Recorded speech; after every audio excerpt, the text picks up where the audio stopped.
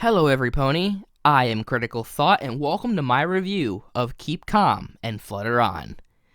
Sorry these latter half of the Season 3 reviews are kind of out of order with the official episode listing. I went off of Netflix's order of Season 3 episodes thinking they were actually in order. Turns out they screwed up. So yeah, sorry about that. I will fix this error in the playlist of my Season 3 reviews, however, to make sure they play in order of release. Dave Polsky has been a writer with a checkered history when it comes to what I think of the episodes he's written.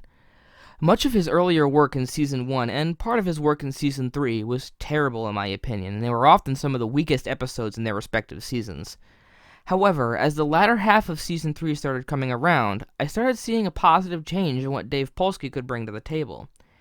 I don't think he's my favorite writer on the show staff by any means, but he certainly turned around from what he used to be in my opinion, and now he's back to bring us Keep Calm and Flutter On. Let's see if Dave Polsky's script for this episode is one worth watching or forgetting. Our episode begins with Twilight, Spike, Rainbow, Rarity, and Pinky waiting just outside Ponyville for Princess Celestia to arrive with an important visitor. Pretty soon, Princess Celestia arrives to meet the girls, but they are shocked when they find out that Princess Celestia's important visitor is none other than Discord. Theme.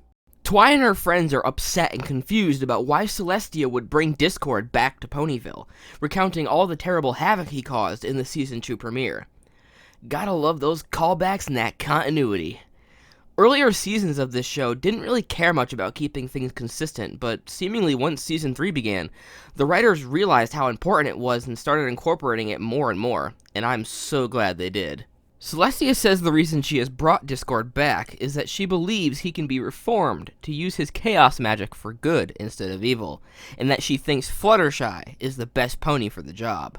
After Rainbow fetches Fluttershy and Applejack from Sweet Apple Acres, Flutters addresses her concerns to the princess about her abilities to turn Discord into a good guy, but Celestia says she has confidence that Fluttershy will be able to reform him. She then leaves to return to Canterlot for the Royal Princess Summit. Celestia? Don't you think that you should have done this on a day that you didn't have an important meeting to go to? What if Discord decides to, I don't know, crash the summit? You may have prevented him from stealing the elements of harmony, but that doesn't mean he can't teleport to the Royal Summit and make a mess of things. I'd say you got pretty lucky that he didn't think of it. Ready for Discord's release, the main six strap on the elements for good measure and perform the releasing spell. Soon we are greeted with the return of John Delancey's Discord. This is the first time that we've seen him since the Season 2 premiere, and I'm so glad they got him to return for more episodes. If you watch the Bronies documentary, you'll know that John Delancey thought Discord was a throwaway role for a show made to sell toys to little girls. But when his email inbox started overflowing with emails from Bronies saying how much they loved his performance, and after he met even more Bronies at BronyCon Summer 2012, he grew to appreciate the fandom and his role in the show more. Of course, getting paid for subsequent episodes was probably a big motivator too, but I think this interaction with Bronies was a huge reason why John Delancey agreed to keep coming back to make Discord a permanent fixture in the show. Immediately after Discord is set free, he begins causing trouble, saying how he doubts that Fluttershy will be able to reform him. Being turned to stone doesn't keep me from hearing every word Celestia says. That makes it even more of a miracle that you didn't think to crash the Princess Summit.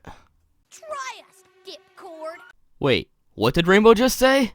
Try us, Dipcord. Oh, I thought she said something else.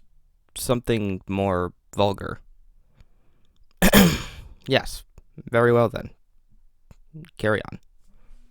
When Discord refuses to fix what he's already messed up, Fluttershy threatens to use the stare on him. When she tries it, it seems effective at first, but Discord then reveals that he is immune to the stare, so Flutters won't be able to use it to reform him. So far, this episode is doing a pretty adequate job of addressing and fixing its potential plot holes. Discord decides to stay with Fluttershy while she attempts to reform him, and Flutters vows to be a hospitable host while he is staying with her. The other main five aren't too pleased with this and end up leaving Fluttershy's cottage, uncertain of there being any hope to reform Discord. Just before Twi leaves, Flutters tells her that her plan is to befriend him and show him kindness while allowing him to be himself. The main five decide it might be a good idea to have a reformation spell ready to go in case Fluttershy fails her task. But when Twilight tries to find one in the library, she realizes that Discord has gotten to them first, tearing every reformation spell out of every book that has one, and, as Flutter tells Twilight later, has eaten them too. Fluttershy then invites Twilight and the rest of her friends over to a dinner party that evening to show how much better Discord's manners have become. At the dinner party, it becomes clear that Discord is messing with the main five and playing Fluttershy for a fool, pretending to be innocent so that she will eventually agree to never use her element against him. Although, to be fair, it was kinda Rainbow's fault that this dinner went south in the first place. Her lack of trust in Discord caused her to make a rude comment, and Discord just started retaliating against her and her friends in response.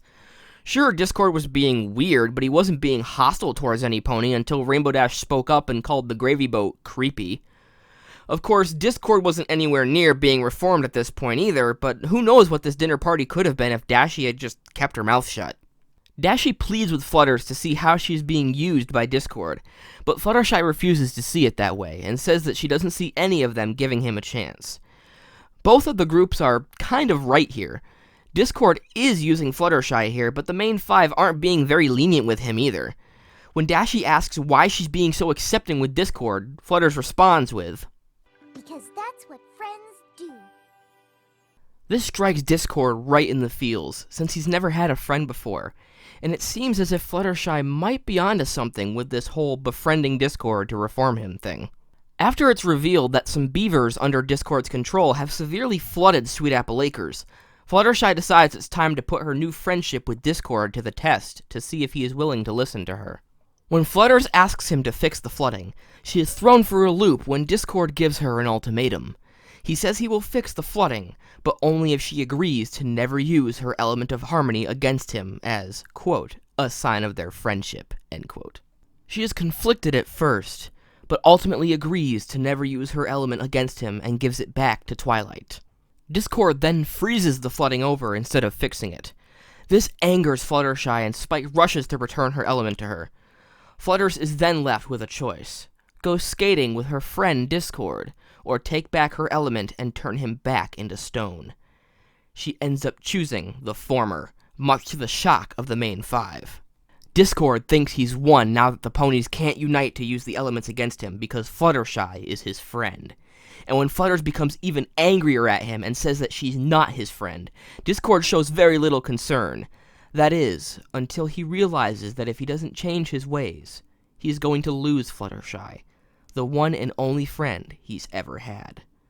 This fact sinks in, making him extremely sad, and he finally realizes he has been defeated. He turns everything back to normal to save his friendship with Fluttershy. We close out this episode with Twilight realizing that friendship is a powerful motivator for change, and once someone has friendship, they likely won't want to lose it. I guess the moral of this story is, friendship really is magic. And we also get the best moment of the episode here. Go on, say it. All right. Friendship is magic. He said it! So, what did I think of Keep Calm and Flutter On? While the return of a fan-favorite character such as Discord is always cause for celebration, I feel like this episode is missing something special to give it a little bit more oomph. I can't really pinpoint what it is since it seemingly ticks practically every checkbox I have for a non-season premiere episode. It's got great characters, decent pacing, epic stakes, and a non-epic plot, and even a really awesome moral to teach. However, it just doesn't wow me all that much. Perhaps it's the comedy? Yeah, maybe it's the comedy. There just wasn't enough of it to pull the episode's weight, or at least enough of it coming from someone other than Discord for a change. That being said though, I think it's important to recognize that the moral picks up the slack from the lack of comedy, and that Dave Polsky deserves much commendation for including it. It's another close score in the end, and if this episode wasn't so integral to the continuity of other episodes in later seasons, I may lean towards just skipping it. But, since it does reward you for sitting through an average episode with an above-average moral, and you get to enjoy the return of a fan-favorite character, I'd say I feel pretty comfortable giving this episode a watch-it-once rating. As always, I am Critical Thought, and I will see you all in my next video. Never stop thinking critically.